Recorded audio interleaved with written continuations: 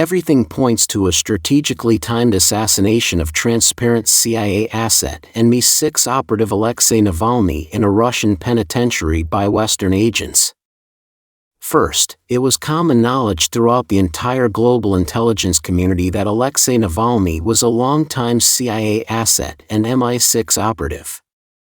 Now that you've heard the fake outrage from the West, let's look at the information they withheld from you.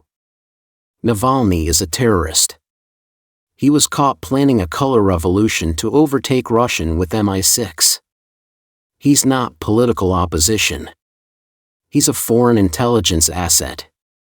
A spy. Below, you can see Navalny discussing planning mass protests, civil initiatives, propaganda, establishing contacts with elites with British Mi-6 agent, James William Thomas Ford, via the funding from unnamed rich billionaires.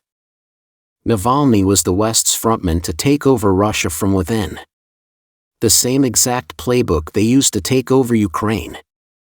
Navalny was a deep state asset, and he was treated as such.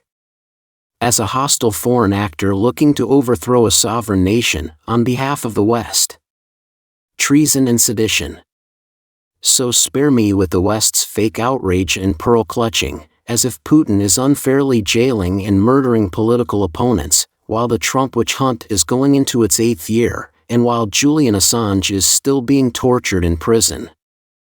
Biden and the MSM are already trying to leverage this situation to coerce Americans to send more money to Ukraine. The entire thing is a hoax, just like everything else they do. Secondly, it was also widely understood that Navalny was both bribed and blackmailed to undertake his numerous treasonous missions aimed at toppling the Russian government led by President Vladimir Putin.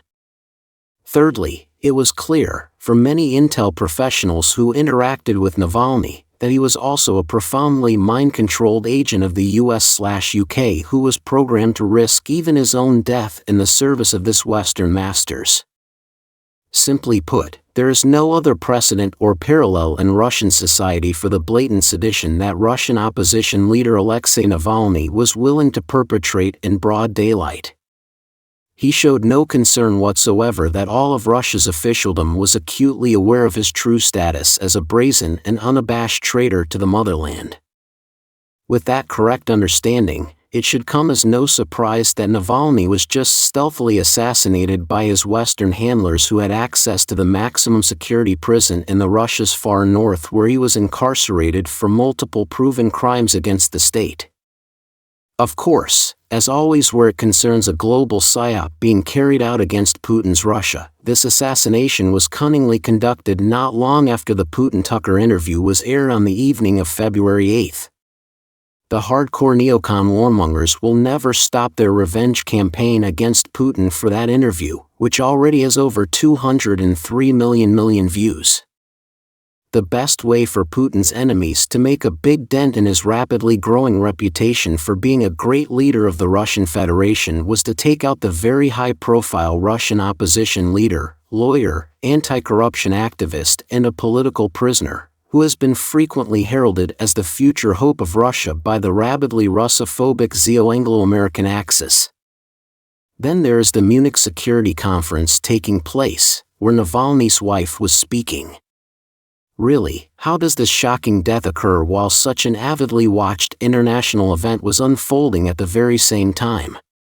Yulia Navalny was even provided a special platform to issue her predictable and well-scripted threats to Russia in full view of the many Russia-hating attendees. Then there is the Kiev cluster known as Russo-Ukraine War, which has seen one huge loss after another on the battlefield for the armed forces of Ukraine. Objective war observers the world over are continually stunned at the degree to which the Ukraine military has committed heinous war crimes and terrorist attacks against Russia's civilian populations and even in Moscow itself. In that specific context, it has become clear that Zelensky's Nazi regime in close collusion with his American and British overlords would gladly perpetrate an assassination of Navalny as a distraction to their major wartime defeats.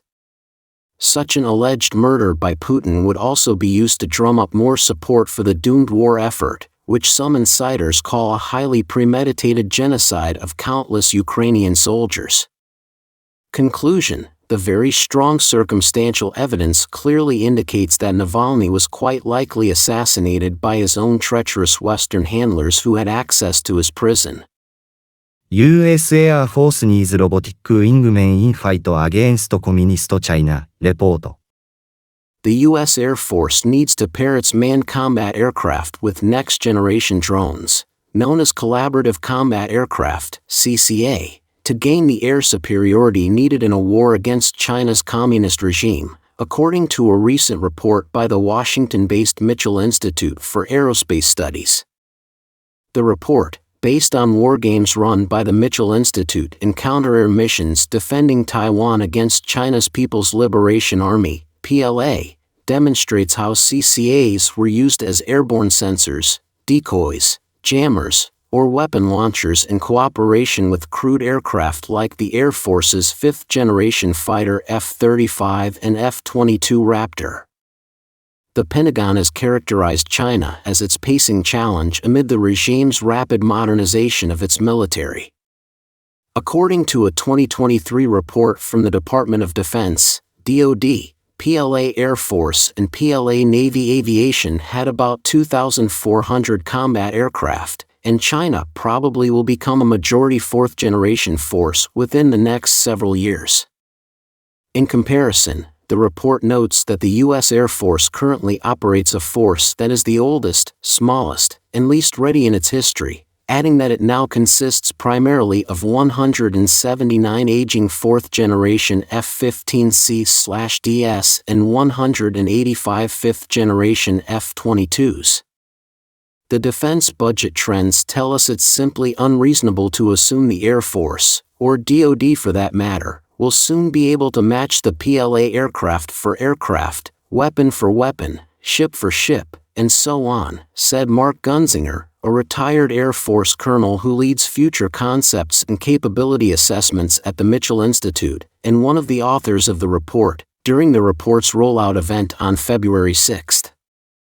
Instead, our military must invest in asymmetric capabilities that will disrupt the PLA's operations, impose costs, and create the conditions for mission success. And that's a key reason why the Air Force is developing CCA, Mr. Gunzinger added. According to the Department of the Air Force Scientific Advisory Board, CCAs must be capable of taking high-level direction from a pilot and then autonomously implementing this direction. The uncrewed aircraft must also employ a distributed, mission-tailorable mix of sensors, weapons, and other mission equipment.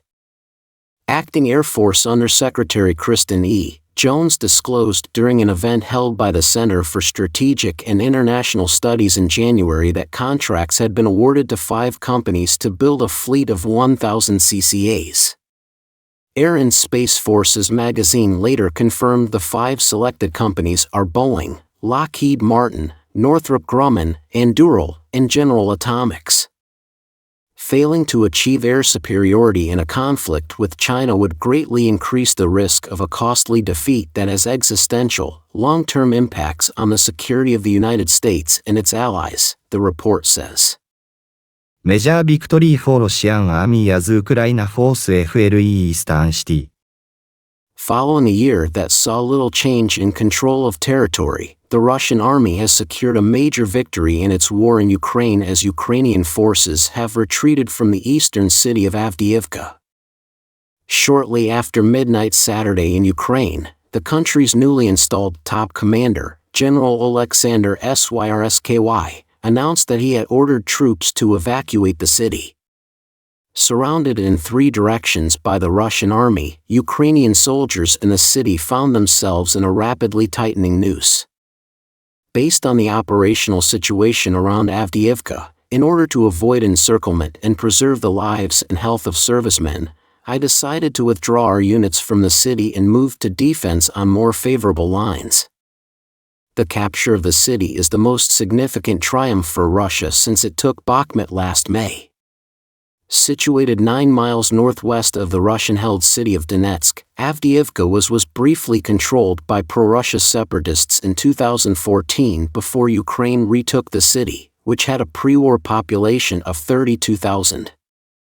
Russia's victory is a new step toward a principal objective announced by Russian President Vladimir Putin when he ordered the special military operation taking control of the Donetsk and Luhansk oblasts.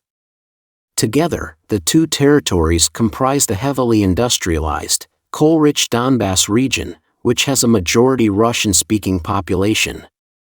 Russia has since expanded its territorial goals, and has taken huge swaths of the Zaporizhia and Kherson oblasts, thus forming a land bridge to Crimea, which Russia annexed in 2014. Ukraine deployed one of its two specialized assault brigades, the 3rd Assault Brigade, to help cover the retreat. Oleksandr Tarnovsky, who leads Ukrainian forces operating in southeastern Ukraine, described the dismal scenario faced by his troops in Avdiivka, which he characterized as the hottest zone along the entire 600-mile-long battlefront. In a difficult battlefield situation, when only ruins and a pile of broken bricks remain from the fortification, our priority is to save the soldiers' lives. The enemy launches massive bomb attacks day and night, and does not stop attacking simultaneously from several directions. He described Russia as practically wiping the city from the face of the earth. The fall of Avdiivka came a day after President Biden tried using the death of Russian dissident Alexei Navalny to pressure Congress into throwing billions more dollars into the war in Ukraine. "History is watching the House of Representatives," said Biden. "The failure to support Ukraine at this moment will never be forgotten. The clock is ticking, and this has to happen. We have to help now." Then again, maybe it's time to stop promoting the fiction that Ukraine has any hope of ejecting Russia from the approximately 20% of the country it has captured, and time to start earnestly pursuing a settlement that restores peace and ends a proxy war that has cost countless lives while only benefiting the military-industrial complex.